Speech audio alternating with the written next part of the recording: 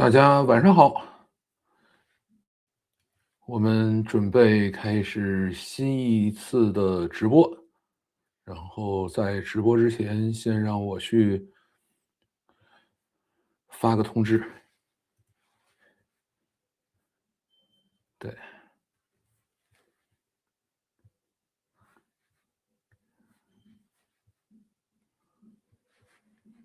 好，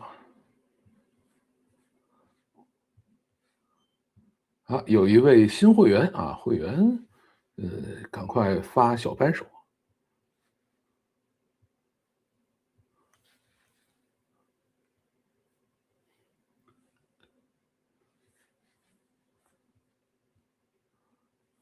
跑步回来啊，这个老范和大家周末好，你也周末好。今天呢，我估计又是一个，呃，人比较少的话题啊。这个话题呢是，前两天啊，这个有人突然找我，这个在推特上艾特我说，啊，最近有一个新鲜的事情，就是杰克多西呢发了一篇很长很长的这个文章啊，说咱们讲讲这个吧。当时呢，我就把这个文章存下来了啊，并没有认真的去看。就是我看了一下，它大概讲的是说，啊，这个如何去，做这个什么来着？如何去做这个，呃，做这个新的企业管理啊，就是新的，这个，哎，见鬼，我的稿子哪儿去了？难道是这个吗？啊，对，是这个。好了，稿子找到了。就是在 AI 时代，对吧？大家总是觉得说，哎呀，这个日子没法过了，对吧？一边裁员一边干活，这个一边挣钱一边裁员，到底是什么情况？啊，那么他就专门啊跟这个一位红杉资本的合伙人写了一篇很长很长的文章，再去讨论说在 AI 时代这些大公司到底会怎么样？因为老范原来一直在讲说，在 AI 时代可能很多大公司会崩掉啊，但是人家不这么想，人家是大老板嘛。他有一套自己的想法，所以呢，今天呢，咱们就讲一讲这样的一件事情。然后其他的话，周末是不是花点时间去讲讲张雪啊？对吧？这个也跟大家稍微预测一下。本来呢，前几天想去跟土拨鼠去讲这个阿尔托弥斯二的啊，但是实在起不来啊。明天呢还要去见一位朋友啊，这个所以这几天的更新可能会稍微的调整一些。啊，那么其他的话，最近可能还有一个什么有趣的事情，就是啊，CDance 2.0的 API 开了啊。这个大家如果有想做短剧的，想做一些有趣内容的，可以去跑起来了。但是前提是什么呢？你需要去跟字节跳动签这个长约啊，这个不是那么容易。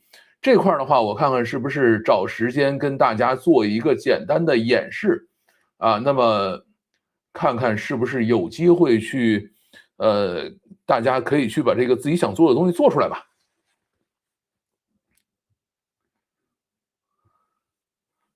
这个现在没扳手了，这个是个盾牌，还是有扳手的，在我这儿看的是扳手。这家是什么公司？可以简单介绍一下吗？谁？杰克多西吗？这哥们儿也是个很有名的人啊。杰克多西做的公司叫 Block，啊，是做这个美国做这个支付的啊，相当于是美国的支付宝啊。然后呢，这哥们儿还创建过一家特别特别有名的公司啊，叫 Twitter，这 Twitter 就是他创建的啊。所以呢，杰克多西对于信息的流通，对于这个各种信息流的控制，怎么通过信息流去刺激更大的这个利益出来，还是值得去思考的啊。哇，怎么这么多个？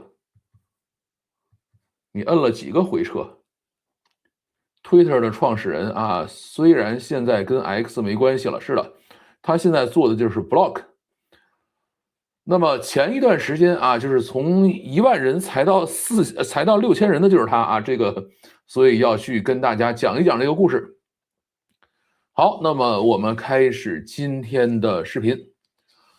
大家好，欢迎收听老范讲故事的 YouTube 频道。杰克多西的 Block AI 公司的架构调整啊，它呢是前面真正做 AI 裁员的，实际上就是它。其实很多其他人做的 AI 裁员是假裁员啊，或者说裁员了只是借了 AI 的名字，就真正 AI 裁员的就只有杰克多西。他呢这个给我们写了一篇长文，说从古罗马时代到 AI 时代，公司治理结构的变迁应该是什么样的啊？所以咱们呢今天跟大家好好分享一下这篇文章。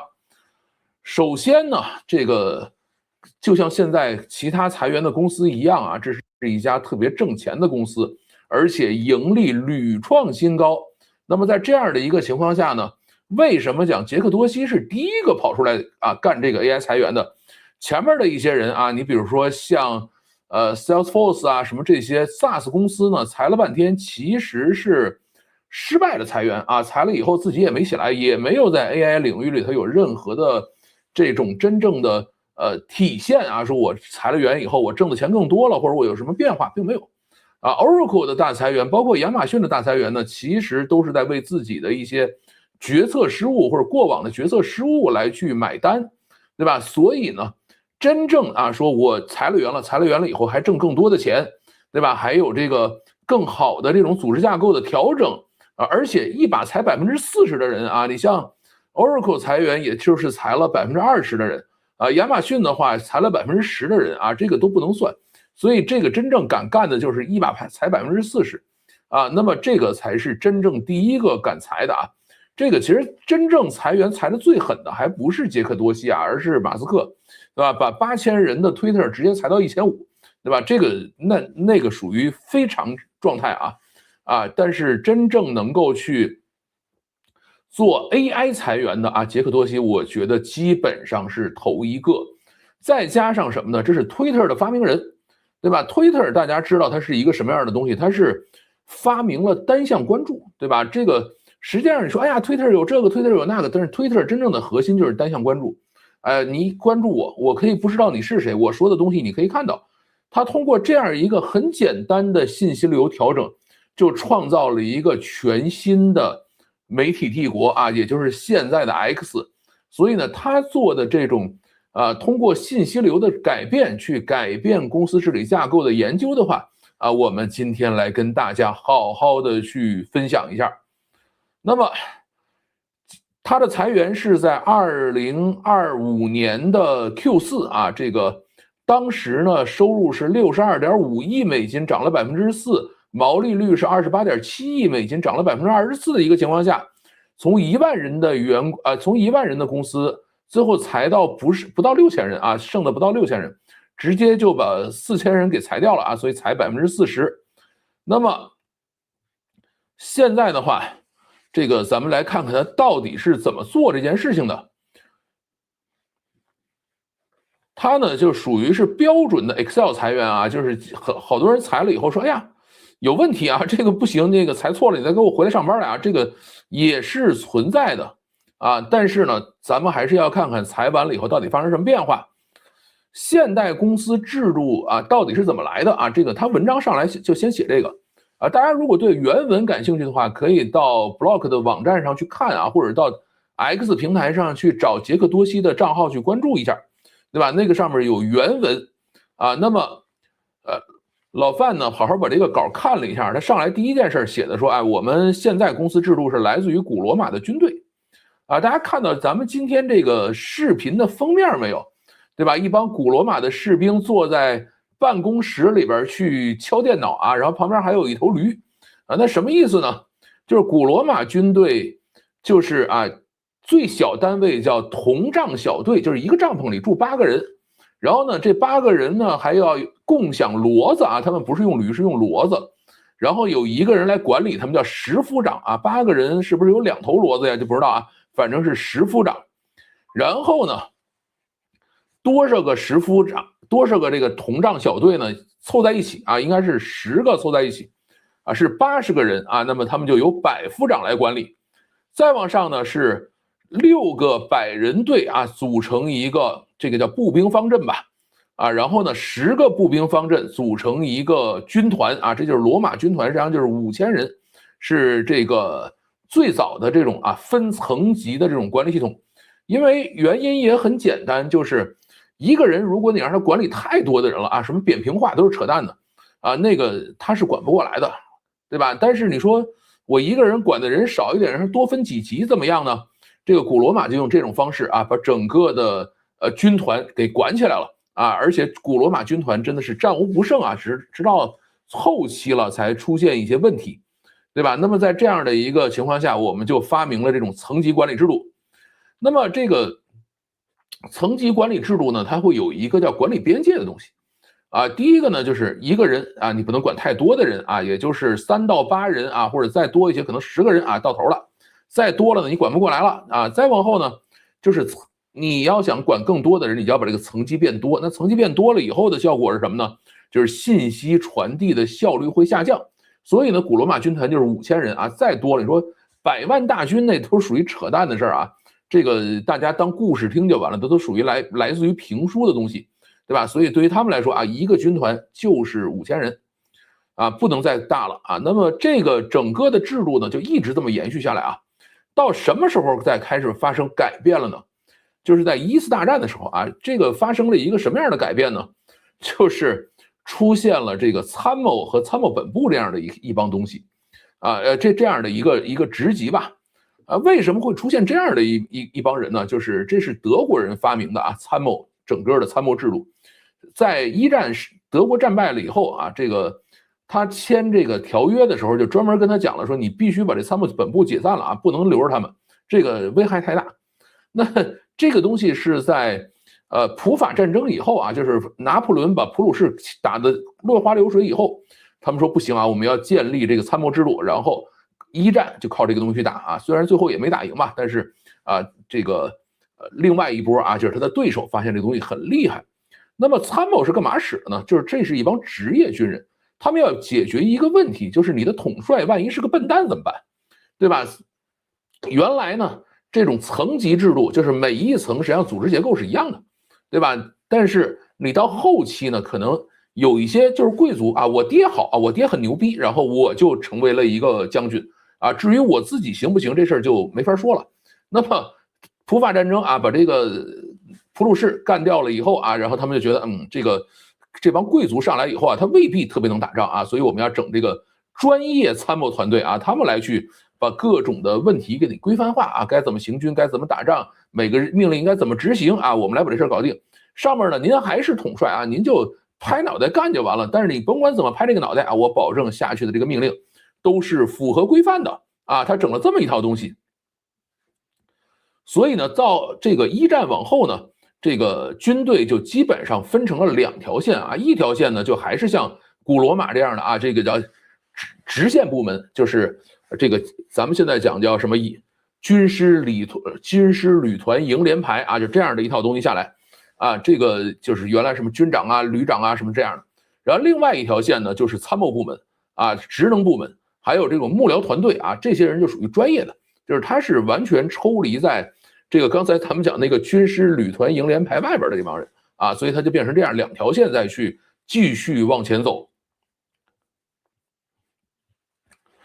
然后呢，你说这还是军队系统那到什么时候这东西到公司里边来了呢？它呢是在这个铁路公司这个一开始其实公司也没有那么大规模这一个公司里头就算是我们可以去进行传承的这种百年老店其实它规模都没有那么大。但是后来呢，开始修铁路了，对吧？你靠这样的一个传统的公司管理系统它搞不定了。那么到这个1850年纽约到伊利诺伊的铁路这个修好了以后，就有一个人说这个不行了这个铁路公司之间协调有问题经常还发生撞个车呀什么出点事故这些事情不行。世界上第1张这个公司组织架构图就是这哥们儿1850年给画出来的。画完了以后呢，他就基本上按照罗马层级制度以及呢一些专业职能部门的方式把整个的系统给他做起来了那么这帮人呢，他最后找了很多从西点军校毕业的这个军官来去管理铁路那么这就是咱们现在的这些公司制度啊，整个就是如此来形成的。那么形成了以后呢，你说后边还有没有去改变这些东西的？也有啊，因为刚才咱们讲的这种公司制度也好，古罗马军团制度也好，它最大的问题是什么？就是你规模受限啊，你涨到一定程度以后，你涨不上去了啊。你说我这个有这个几万人啊，几十万人，我想去一起协同的时候搞不定了。但是大家注意啊，现在很多大公司都是上10万人的那么它到底应该怎么去管理啊？如何能够打破这个边界啊？这个是大家真正需要去思考的地方。那么很多人就开始去尝试了啊。第一个呢，就是 Spotify 啊 ，Spotify 它的尝试是什么呢 ？Spotify 是一个音乐播放的一个公司啊，它呢做了很多跨职能自制的小队啊，端到端负责产品啊。这个其实后边还有一个中国公司也在做类似这样的尝试，待会儿我们再讲啊。但是呢，它遇到了一个问题，就是当你的公司达到一定程度以后，你前面讲的这些东西搞不定啊，还是最后恢复到传统的这种层级管理制度里去了。还有一个公司呢，叫 Zappos 啊 ，Zappos，这公司干嘛的呢？这公司是卖鞋的啊，后来好像也卖衣服，在美国，对吧？那么他们呢，也曾经尝试过去中心化决策和去掉这个管理职级啊，做过这样的尝试，但是呢，面对这种很严重的人员流失以后，逐步放弃了。因为你想，大家都没有职级了，那你的薪水、你的贡献、你的很多的这种自豪感，可能就都没有办法去计算了。那么怎么办呢？这个别人啊，觉得你生意做得不错，就上你这来挖人来啊，他最后没办法，只能恢复到这个等级制度里头来。还有一个呢，叫Volvo 啊 ，VALVE 啊，这个是平层公司啊，码头组织方式啊，这个呢超过几百人以后也是难以扩张，最后恢复了啊。真正最后走出来的一个是海尔啊，就是中国青岛的那个海尔，他们玩的一个东西叫什么？叫人单合一啊。人单合一是什么意思呢？就是员工按照这种很小的这种组织机构啊，我们去组织很多很多的小的战队，我们去解决一个一个的客户需求啊。这个单呢，并不是订单的意思啊，而是具体有价值的客户需求啊。我们只要发现了有客户需求了，我们就组织小战队啊、小分队，我们去把这事儿搞定啊。所以他们最后变成了这种叫平台型企业。待会儿我们讲什么叫平台型企业。然后小米呢，曾经尝试过扁平化管理，就只有3层啊，最上面雷军，下边是这个部门负责人，底下就是员工了。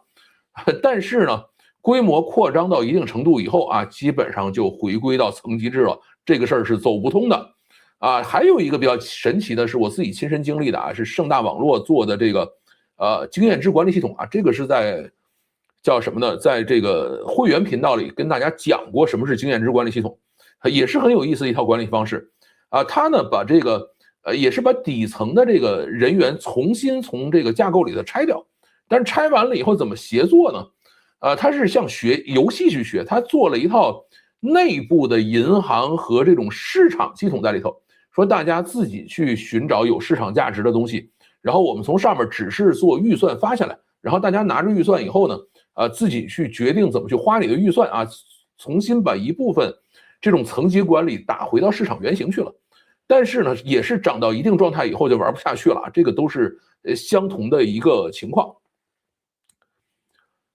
那么杰克多西的这个解释是什么呢？就是所有这些都失败了啊，失败的原因就是这个，当你把这些人打散了以后啊，你不希望再去受这种层级制度的影响以后的话啊，那么它的这种公司扩张啊，它的这个效率是没法实现的啊，因为没有人能够去做中间这些信息沟通的事情啊。那么刚才咱们讲说海尔做这东西还做的比较成功，他们玩的是什么？就是平台型企业啊。什么是平台型企业呢？就是我这个公司只负责最上面的这个服务啊，剩下的你们这些人就相当于在平台上给我干活似的，就相当于像老范这样，对吧？老范现在就是在 YouTube 平台上挣这个钱，对吧？他们最后把公司变成了一个大平台啊，那么你们下头这些人，你们就可以自己去寻找方向，自己去把这个事情做起来，然后在公司的平台上去寻找各种资源，然后公司平台给你做支持就完事儿了，对吧？它向这样的方向去发展。现在其实有一些企业也在向这个就是叫平台型企业的方向去过渡啊。但是呢，平台型企业其实有平台型企业自己的问题，待会儿咱们再去那个具体去说这件事儿啊。那么杰克多西就提出来了，说这个都不行啊，我们要尝试新的方式。而且呢，在讲新的方式之前啊，咱们在讲说杰克多西还提了一个问题是什么？就是大部分公司使用 AI 的方式都是错的啊，怎么个错法呢？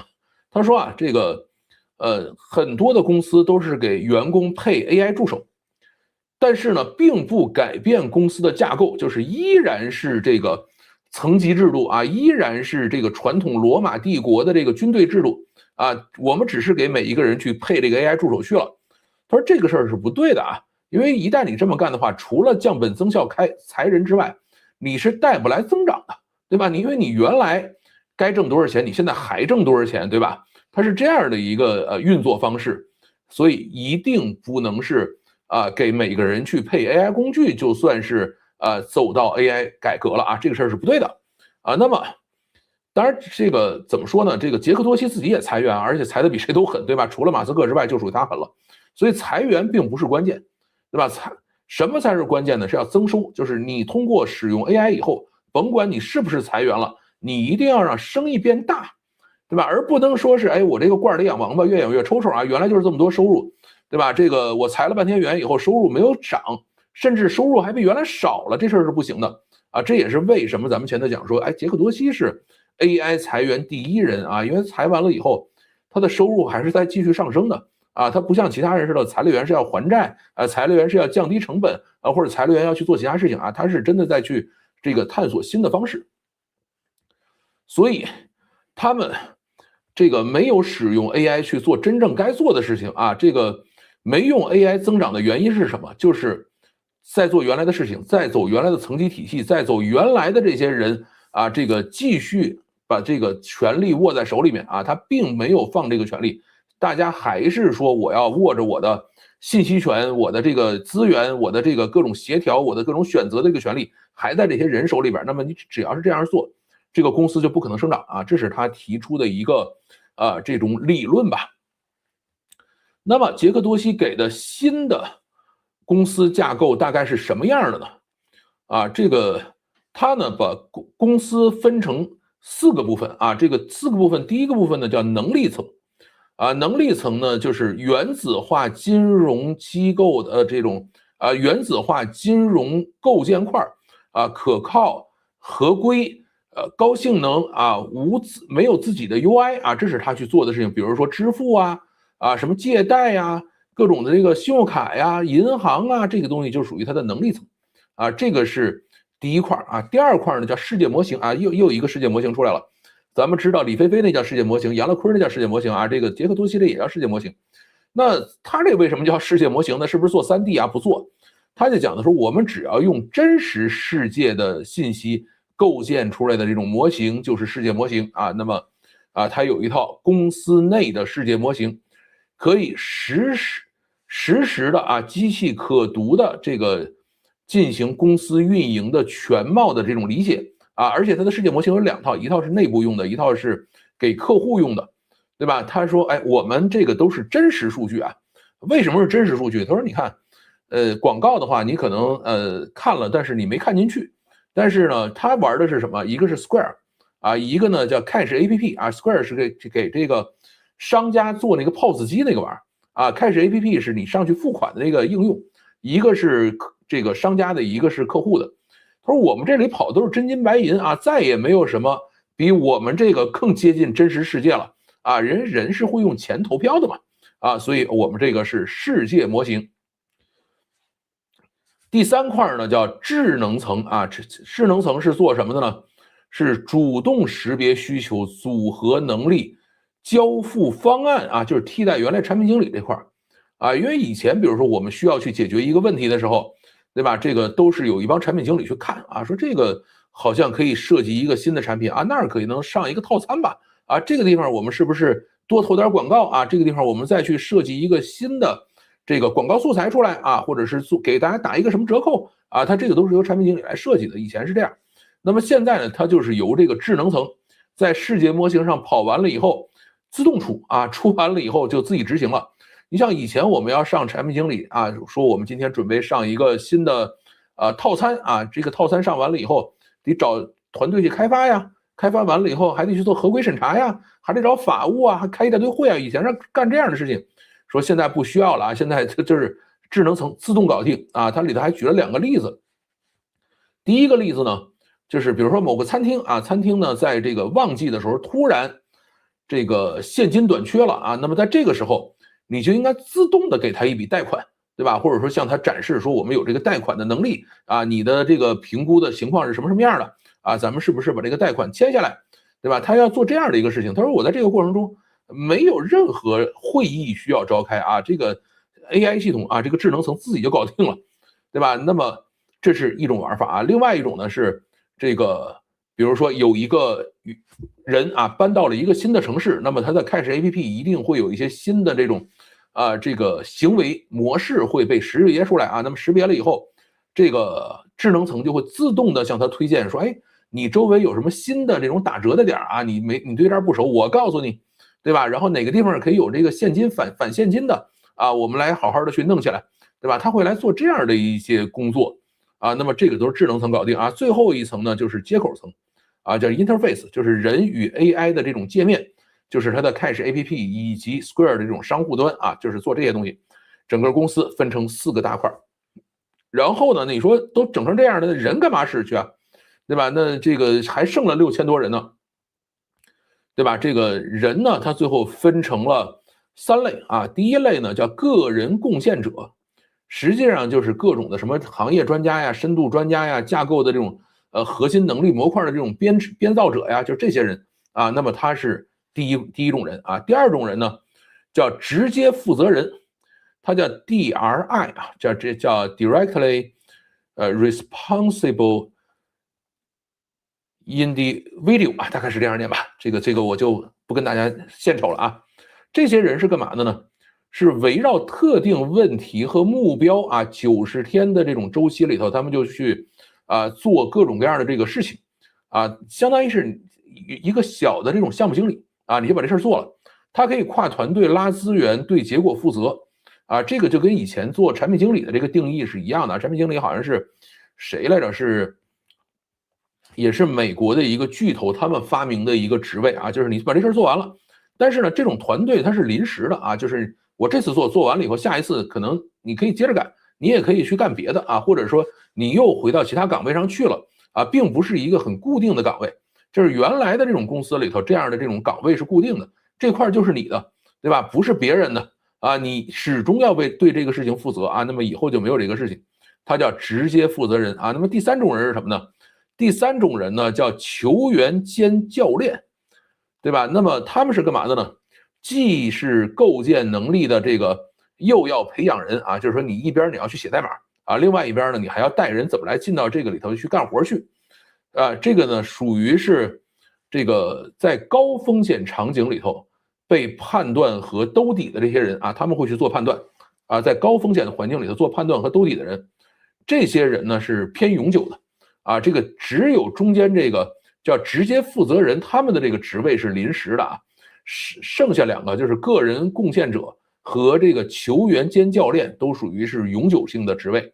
那么原来的中层呢，基本上就转换成这个球员兼教练啊，就是你一边你自己得干活啊，然后有什么事儿呢，你要顶上去做这个直接负责人啊。这个有新人进来了啊，或者说别人不会玩什么了啊，你还要上去当教练去啊。它是整个这样的一个运作方式，就是他把整个公司变成这样了。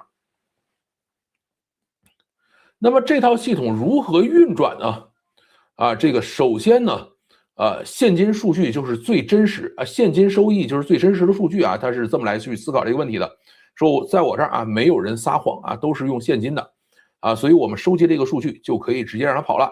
第二个呢，他说，哎，这个 Block 这个公司啊，是一个远程办公优先的公司啊，大家都是可以在远程可以在家办公的啊。那么既然是远程办公优先呢，我们就有这个非常非常完善的什么呢？信息留痕机制，就是你干任何事儿都是有痕迹留下来的，有邮件啊，有文件，有各种代码，有各种版本库，我们都留下来了啊。那么我们就积累了大量的这些数据啊，积累了数据以后，就可以去训练这个世界模型了啊。你说，哎，我们公司也想学，您看看您公司里头是不是有真实的数据，是不是有这个所有信息的留痕啊？如果没有的话，想学这个还要稍微的再等一等啊。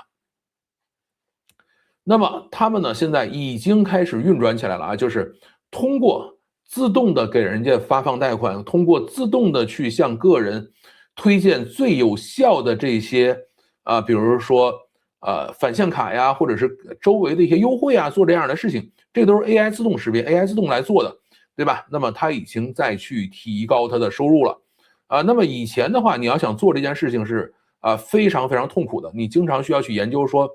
这个我到底应该构建一个什么样的新的产品啊？卡在什么地方呢？是不是审批没通过呀？还是这个人的这个要怎么去做一个合规呀？然后资源应该分配到哪里去啊？这个地方是不是需要一个程序员呀？那个地方是不是需要一个设计师啊？对吧？这个怎么去让它运作起来呀？它以前是这样来去工作的，现在就不需要了啊！这个你也不需要去什么开各种状态对齐会呀，你也不需要去搞这个。各种优先级的对齐啊，都不需要搞这个事儿，AI 自动搞定啊，是 AI 自动就继续往前走了。而且大家注意啊，在这种支付领域里头，这个放贷款这个事儿肯定是最挣钱的啊，大家一定要知道。以前的很多公司为了把贷款放出去，是会干嘛呢？花非常非常多的钱去打广告因为他没有办法去精准识别谁可以得到贷款，谁可以得到多少贷款。谁到底有什么样的信誉，他不知道，对吧？那么怎么办呢？只能是夸夸夸把广告都打出去，打出去以后，你再打电话回来说，你看我想贷这个钱，我给你审核一下吧，对吧？审核完了以后发现，哎呀，不行，你不符合条件啊，我不能贷给你。那么原来这种事情是怎么发生的呢？很简单 ，KPI 啊，对吧？我们给贷款部门压 KPI， 给这个审核部门也压 KPI， 给这个投放部门也压 KPI。然后呢，大家为各自的这个 KPI 去负责任那么贷款部门说我要放出更多贷款去那么我要申请预算去这个打广告。那投放部门说，哎呀，我这个有预算了，我要有足够的转化率把这么多的人转回来。然后后面那个风控部门说，我们要保证坏账率这个最后一风控说，这个你贷款放不了，对吧？所以他以前会干非常非常多这样的事情，那么现在就不需要了，他等于直接识别了这个。饭馆就是使用他们家的 Square 的这种支付系统那我就知道你每年挣多少钱然后这个具体是一个什么样的情况，你到底应该什么时候需要贷款在你最需要的时候，我只给你打一份广告你就看到了，甚至可能都没有广告，就直接在他那个叫做什么那个付款终端上就直接显示了，对吧？你就可以去贷款而且我知道你可以拿到多少贷款，你的额度什么我都给你算好了，那么它整个的这个。效率就会极大的提升，对吧？它会很好的去刺激整个的这个现金流在里面转起来，这就是它整个运作的一个方式。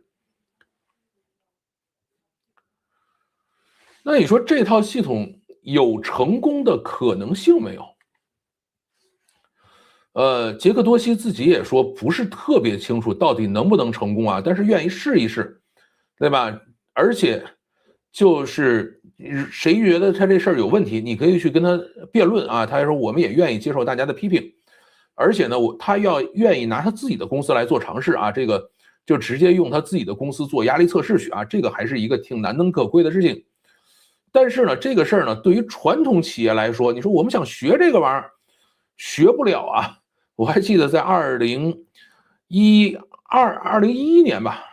我们当时在盛大创学院，大家在研究怎么去学 Twitter 现在不知道有没有人敢去学 Block 这个我估计可能也会有人去尝试一下，但是你真的敢学吗？它让整个的中台全都由 AI 来去做决策，对吧？传统企业一定是什么？老板做决策，老板就是神对吧？老板是不能是笨蛋的，而中国企业是绝对相信老板是唯一的真神那样的一种文化氛围那么。传统企业应该是走不通这条路的。我记得我刚上班的时候大概是1990几年的时候那个时候呢做这个管理信息系统我那时候有一个师傅就教我说，你这个系统设计的挺好但是呢，这个系统不能成功。我说为什么呢？因为你涉及到了一些很奇怪的东西啊，比如说哪个处长是要下台啊，哪个科长要上去，你一旦系统里涉及到这样的问题呢，你这个系统就无法成功了，对吧？那么在这种情况下，杰克多西这套系统肯定是没有办法在绝大多数的企业里边去推行的，因为以前你像罗马整个这套东西，它怎么玩？就是责任到人嘛，对吧？你说这个小队出问题了啊，你这个石副长到底怎么回事，对吧？他是这样来去一层一层压下来的，他有 KPI 的，我只管自己的事情，至于外边的事情跟我没关系，对吧？他原来这样，那么而且这些人拿到了所有的这些权利以后，他除了管理他的团队以外，他肯定还要干一些其他的事情那么这个传统企业是走不了的。还有一个呢，就是原来那些给企业做战略咨询的人也会很麻烦为什么呢？因为这套体系是不承认这个专业价值，对吧？以前说，我们现在想改变一下，你比如谷歌这样的公司吧，他们想去做这种组织架构调整的时候怎么办呢？他们不会说一拍脑袋就干他们会把这个咨询公司拎回来，说来我们现在有一些需求，你去给我做一个咨询服务，然后我们来去调整。但是咨询服务他们所做的这些东西都是在针对各种确定性的他们是不会去给你做咨询服务，说这个弄完了以后我们要把老板干掉，老板你以后就没有权利了，对吧？然后我们要把整个的体系都打乱他其实没有这样的这个权利去干这个事儿，因为他一旦是给你做这样的建议的话，大家就直接，因为最后签支票的是那个老板签支票，对吧？他这个事儿就没法去把这个支票签下来，这个事儿就不可能是这个继续前进，对吧？那么杰克多西这套东西最后会走成什么样咱们还要看。如果他这个系统真的能运转起来了以后，是不是也会遇到咱们前面讲的这种人员流失的问题，对吧？假设有一些人说我在这儿折腾了半天了这个我这个升职也升不上去所有这个负责的事情呢都是临时的过一会儿我就不负责了，对吧？我想在里面去做一点其他的这个东西，想积累一些财富，积累不起来，那么可能就会有其他人去挖他的人那么他可能就又会回到原来这个状态上去。就是这种层级系统并不是说这个只有缺点的它还有一些别的优点你把它打破了以后的话，会有其他的问题会产生出来，就是特别是当别人都有层级的时候说到层级系统，大家有没有想过一个问题，就是军队的军衔是干嘛使的，对吧？你说你是一个这个叫什么上尉他是一个中尉这个是一个少校，这个军衔是干嘛用的？大家知道吗？军衔就是在指挥体系打乱了以后，知道现场谁说了算的，对吧？因为你去前线打仗嘛，打仗的过程中你又没有办法保证说，我一定知道说这个我的团长在哪儿我的师长在哪儿我上哪儿去汇报工作去，可能就乱菜了。那乱菜了以后，大家比如说诺曼底登陆了大家都在上的一个海滩上，噼里啪啦湿乎乎的全爬上来了，听谁的呀，对吧？看帽子上那杠对吧？你这杠多的这个听那个有芯的。没有杠的听那个有杠的，他就这样来简单的去处理这个问题除了这个之外，还有一个就是荣誉系统，对吧？所以这个是很重要的但是这个杰克多西这个看看由 AI 来负责信息传递，由 AI 来去负责各种的对齐，由 AI 来负责这个资源分配到底能够把这个企业的效率提升到一个什么样的状态那你说我们是不是干脆做成平台型公司就算了？比如说都像 YouTube 这样的。我们谁愿意在上头录视频就谁就录去，这事儿行不行呢？其实平台型公司刚才也讲过，它是有缺陷的。平台型公司的缺陷是什么？就是它其实是要制定一套很复杂的规则让大家在统一的规则下去工作。那么这个问题就在哪儿呢？第一个，平台型公司内部也是层级管理的 ，YouTube 内部肯定也是层级的，对吧？谷歌内部也是层级的。第二个，平台的规则制定和修整是非常缓慢的，对吧？它不可能说我快速的就把整个平台规则就改一遍或者我天天不停的改来改去的，你是没有灵活度的，对吧？像杰克多西所设想的这种就是说我随时识别需求，随时设计产品，随时向人推荐，随时去做生意的这样的东西是非常灵活的。但你如果 YouTube 这样去对待我的话，我就疯了，对吧？这个是不行的所以整个的平台一定要稳一定要规则保持稳定，否则的话，大家就不愿意在上面去做事情了，因为你缺乏信任了，对吧？还有一个平台的问题是什么呢？既然它的规则是适用于大多数人的就是让所有的人尽可能的都活得还凑合啊，不能活得特别好，但是都还能觉得在平台上有的可玩啊。那么这个是平台型企业的平台规则制定的标准，那么就一定有很多本来有机会做生意的地方啊，本来有机会去做事情的这个机会啊，或者说叫本来有机会去做生意的地方吧，就没人做，对吧？所以呢，现在比如说我们就会有这个在 YouTube 平台上啊，大家怎么去导流量啊，怎么去做一些这种灰色的地方，就有很多这样的东西啊。那你说我们发现有这个事情了，我们能不能把它加到平台规则里去？就是它也会改，但是改得很慢，对吧？而且一定是要看非常多的数据，然后大家再坐下来开会说，哎，我们是不是怎么去调整一下啊？然后把这个某一种啊在平台上流行的灰色交易啊纳入到平台里边来啊，或者我们把它禁止掉啊，他们会去做这样的讨论啊，所以平台会有这样的问题。那么既然有很多灰色的地方，因为它没有办法调整嘛，必须是要有灰色的地方留下来，所以平台的管理者是非常非常容易腐败的啊，这是平台的问题。那么在新的时代里头啊，这个对于公司的架构调整啊，肯定是会提上日程上来啊。那么杰克多西所提的这种啊，对原来公司的这种层级架构进行解耦的方式，到底能不能运转下去？这个呢？我个人其实并不乐观啊，我个人可能持一个偏悲观的一个看法啊，我觉得这样的这种格式啊，这样的一种模式的话，可能对于某一些性格的老板啊，以及呢，一些啊在一定规模之下的，或者说某些特定行业的公司里头，也许可以试行，但是并不能够适用于广大的公司，特别是那种10万人啊，或者是几万人以上的这种大公司，你可能是没法玩这个的。小一点的公司有可能能玩，但是呢，杰克多西所提出来的东西啊，我觉得有参考价值的在哪儿？它最终有可能不是按照一个公司的方式去运转，就是最后改来改去，大家变得不是公司了，而是一个松散的架构啊，就是我们最后是在一个呃没有平台的一种啊，就是没有统一规则平台的一个系统下去干活啊，它有可能会重新发明一个像 Twitter 那样的东西，对吧？这个我觉得是值得大家去思考的。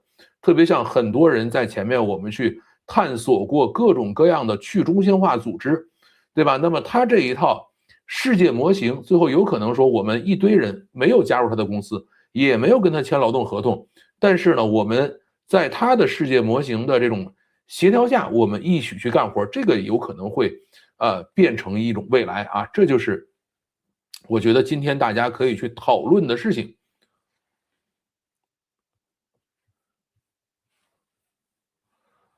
好啊，这个今天这故事呢，啊，咱们差不多讲到这里啊。这个也欢迎大家来去讨论。反正怎么说呢，从老范这个角度上来说，作为一个失业了好几年的人啊，这个已经在叫什么 YouTube 上混了好几年的人来说啊，这个对于可以让大家失业，可以让大家重新这个有工作的人变得朝不保夕这个事儿呢，老范还是比较这个喜欢坐在这里吃瓜的啊，这个是一种小小的恶趣味吧啊。那么 AI 来了以后，整个的社会体系、员工体系、公司体系，原来的这种稳固的金字塔架构啊，到底如何去变化啊？这个也是一直是老范比较关注的地方啊。那么这块呢，到底有多少人愿意听啊？这个我就不管了，反正我们来去讨论就好了。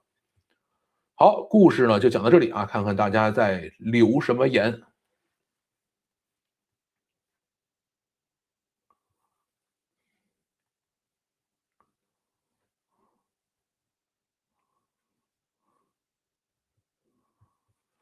最先失业的是程序员啊，其实不是的。你按杰克多西的这套理论呢，就是他最先失业的是中间的这些中层，对吧？程序员在他这个里头呢叫 IC 啊，也就是独立贡献者啊，这些人还是要留下来的。然后呢，这个中间原来这些，比如说总监啊，或者是这个 team leader 啊，你去做这个信息协调啊，做这个拉人对齐啊，找人开会啊，找资源啊，这些人啊，这块职能以后就通通都交给 AI 了啊，就是不需要人了。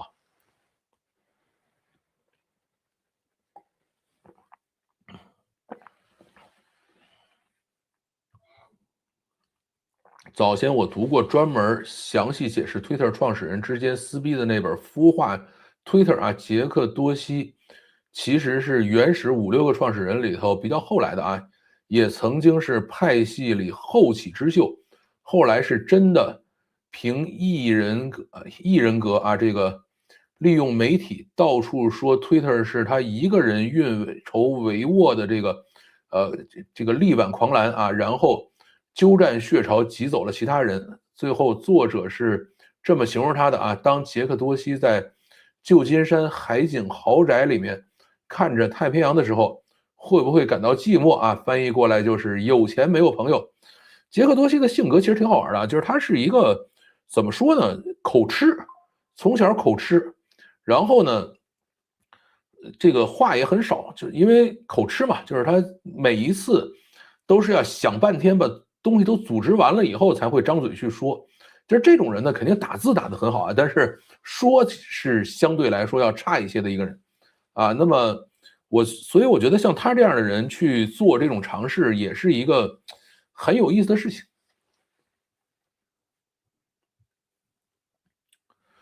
范老师，现在谈图灵测试还有意义吗？我们现在能说图灵测试已经通过了吗？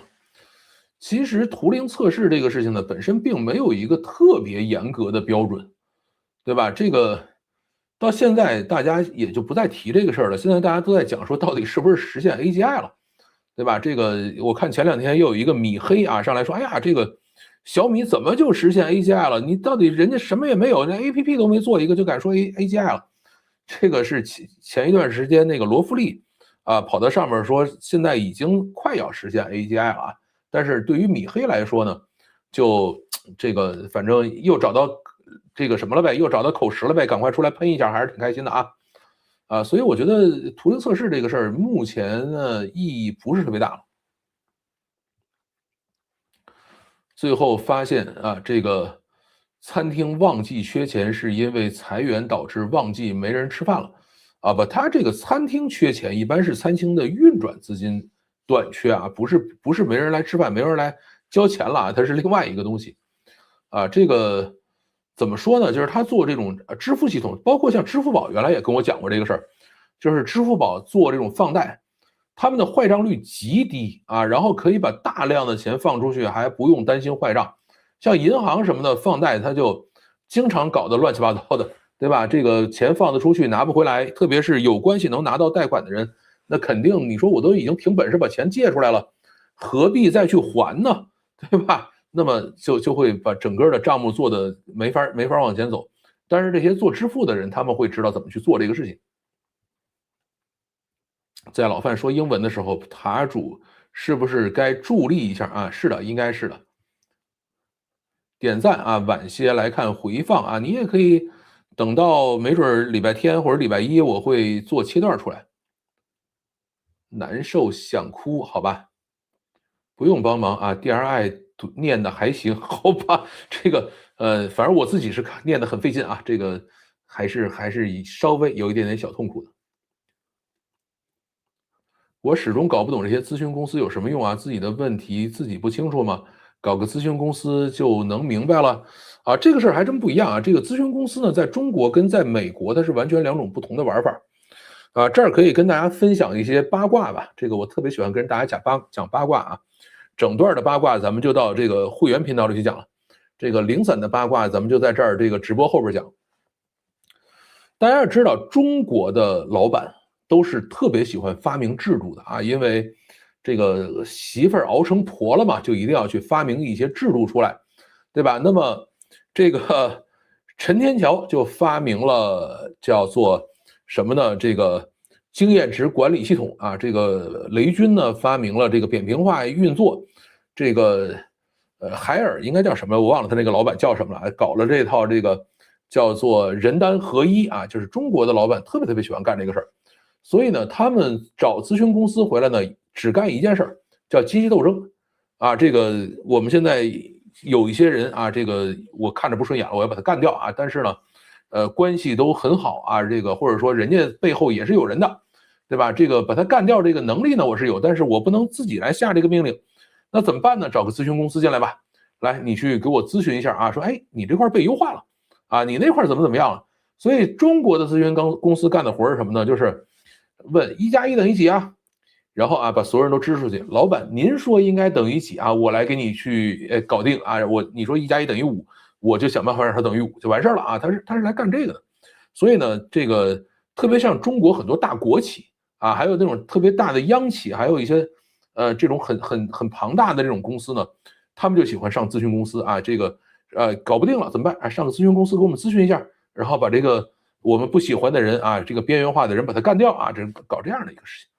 但是在美国呢，咨询公司是真的给你做各种各样的咨询，做各种业务，做各种这个组织架构搭建，什么都去搞。这个呢是我有一次在海南岛啊，这个当时也是我们有一个有一帮人吧，去组织大家去研讨啊，说这个现代企业怎么管理啊，或者什么这些乱七八糟事吧。反正我们这些人，这个有的时候也会去搞一些这种很无聊的事情啊。然后呢，就有一位谷歌的人啊，就是在谷歌待了很长时间的一个人，就给我们讲说这个好奇怪，说你们为什么要讨论这种事情呢？啊，这种事情有什么可讨论的呢？然后我们当时就觉得很奇怪，我说这个为什么不讨论呢？这个公司应该怎么去治理啊？应该怎么去组织啊？怎么能够高效的让人既有归属感，又能干活，还能产生更高的效益？这个为什么不应该去讨论？他说这不应该是咨询公司的事吗？当时把我们都问傻了。我说这个怎么是咨询公司的事情？他说谷歌一直就是这样，包括 Facebook 这些公司都是这样的呀。就是我们会有自己的想法啊，想法呢，但是我们也不会去研究怎么去制定规则，我们就找咨询公司签单，签完了以后每年给人交钱，然后呢把这个咨询公司拎来说，我们觉得公司哪有问题，你就给我改去吧，规章制度做出来，做完了以后呢，我们去执行啊，把这规章制度下来执行，执行完了我们觉得不爽，我们去接着提意见，反正我交了这个年费嘛，然后咨询公司再去给我改去，对吧？这个咨询公司也会这个不停的到公司里来去做调研、做问询、做这些东西。然后美国的很多公司，他们之间的管理制度也是不一样，就是咨询公司会给每个公司去设置不同的管理制度，对吧？这个到底是什么样的这个规则？但是呢，它都是会合法合规的，因为你上市了以后要求合法合规嘛。但是都是由咨询公司管。他说我们一帮工程师也好，一帮什么其他人也好，我费这劲干嘛？这个该干活让咨询公司干去啊，对吧？我绝对不自己干去，对吧？他是这样的一个方式。有一本书叫《谷歌重新发明公司》啊，这个里头讲的就是，他们整个这套制度是怎么建立起来的啊。后来我还专门买了那本书去看，挺好玩的。就是他们有自己的想法，但是他自己想法绝对不会说我一个老板一拍脑袋我就把它制定成规则了。中国老板之所以想制定规则，其实还是在做阶级斗争，就是让权力在自己手里头啊，然后呢让自己不喜欢的人被干掉啊，他实际上在干这件事情。但是美国公司一般就不干这事儿，就是我们有这功夫多写点代码，多做点产品，多搞点这个，然后该咨询公司干的活咨询公司干去啊，所以这就是咨询公司的作用。希望听老范讲讲为什么几个打破传统组织架构的尝试都失败了。它是这样的，就是当你进行这种灵活的这种运作的时候啊，特别是像刚才我们讲的这种，比如说做这种灵活小组啊，把公司做成这种叫做平台式的这种状态以后的话，是会有很多问题的，就是你还是会有人说话这个算数。还是会有人去分配资源，对吧？而且人并不是一个单纯的机器，就是 AI 是可以变成单纯的机器的，人不行的，人是有私心的。然后你在这样的一个情况下，他想去做事情得不到资源的时候，他就会，比如说离职啊，或者说带着他的客户一起跑路啊，或者是里头有一些账目会搞不清楚啊，这个事儿是搞不定的。你像中国不是还搞过这什么官员离任审计什么这种事儿？为什么要搞这个？就是为了让你跑路的时候能够有人去看看你到底干了什么，对吧？像我给大家举一个例子吧，比如说，盛大，对吧？盛大呢，他们玩这个经验值管理系统，实际上就是在内部建立一个央行，就是我们从内部把这个经验值从上到下把它发下来，发完了以后呢，这个怎么说呢？这个下面的人去决定啊，说我们在一个流通市场里头怎么去花这些货币啊，他通过这样的一个方式在做。但是呢，你最后就发现说，哎，我有一些特别想着急做的事情，我做不起来，啊，因为你没有发出这么多预算来，啊，或者说你最后把这个预算发的太多，就直接通货膨胀了，它就会出现这样的问题，那最后就只能用传统的方式再接着去搞，啊，那没有什么其他方法。只要是有人看不见的地方啊，或者说没有监督的地方，就会有腐败。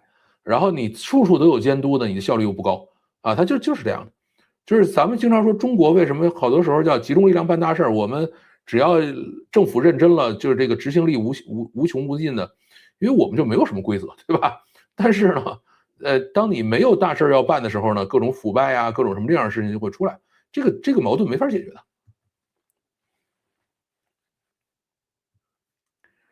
失业程序员啊，做自媒体是这样的啊，但是呢，也不是每个失业程序员都可以做自媒体的，有些可以啊，像老范这样的就可以，但是呢，做的也不算成功啊，但是有一些呢，可能就不行，就是也有一些程序员就真的笨嘴拙舌的啊。其实咨询公司比咨询两个字要多很多啊，就是他们确实干很多事情。例如老板不想说的事情，要让咨询公司的人张嘴说；要炒鱿鱼的时候，就拿咨询公司当挡箭牌。这个中国经常干这个事儿。哎，像那个新东方他们请过咨询公司没有？这个我还真不知道啊。但是，反正我知道大国企经常干这个活。所以咨询公司好多时候其实也是出报告。我记得我们以前还真的用过一次啊，其实也不叫用过一次吧。它是这样的，就是腾讯啊，因为我原来在猎豹嘛，猎豹的股东是腾讯。腾讯呢自己说我们是不是要卖咨询啊？我们来卖咨询服务吧，对吧？然后呢，他就派了一帮人啊到这个下边来去访谈，然后我们来看看怎么把腾讯被投公司的管理效率提升一些啊。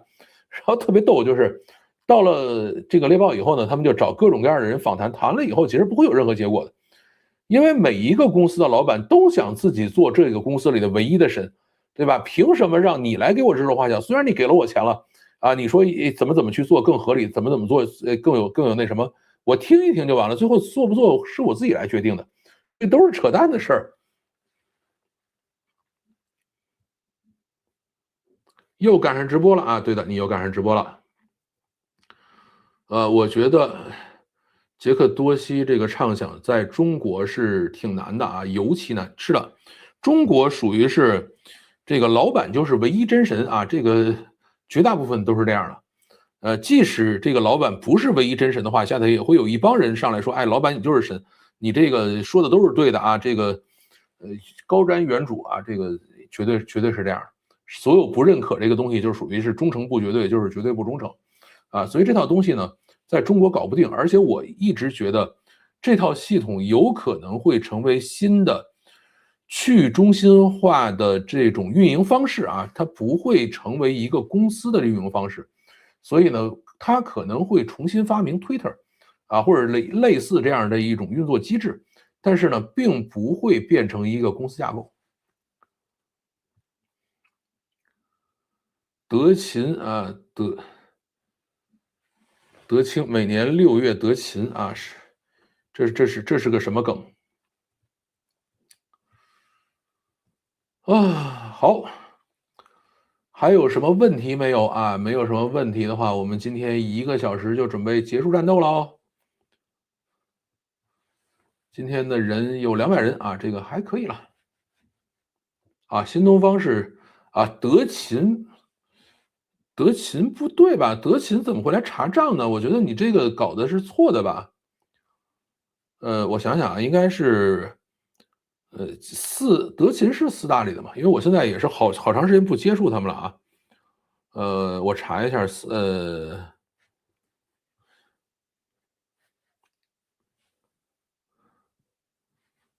哎，我的 QQ 哪儿去了？这儿呢？啊，这儿呢。4大会计师事务所是哪些？德勤在吗？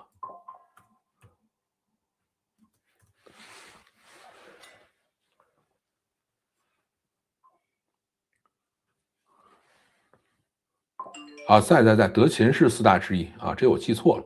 我们以前是安永啊，毕马威和普华永道打过交道，但是德勤我还真没跟他们打过交道。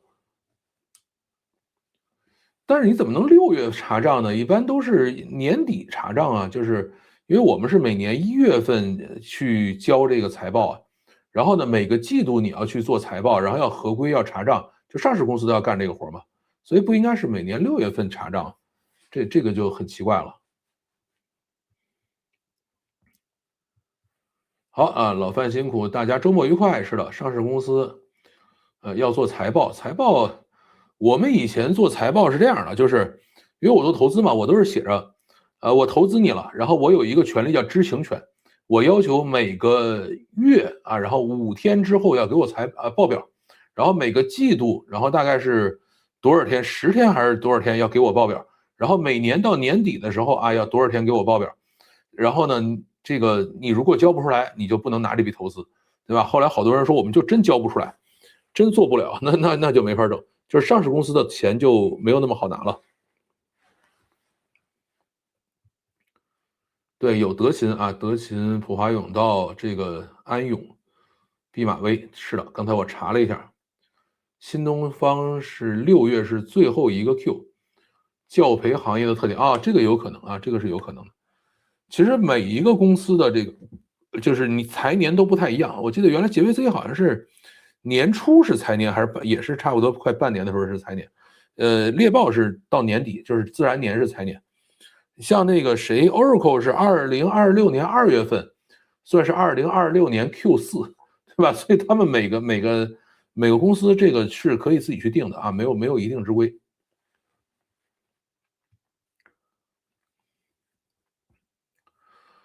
好啊，没有什么问题的话，我们今天就到这里，感谢大家收听，再见。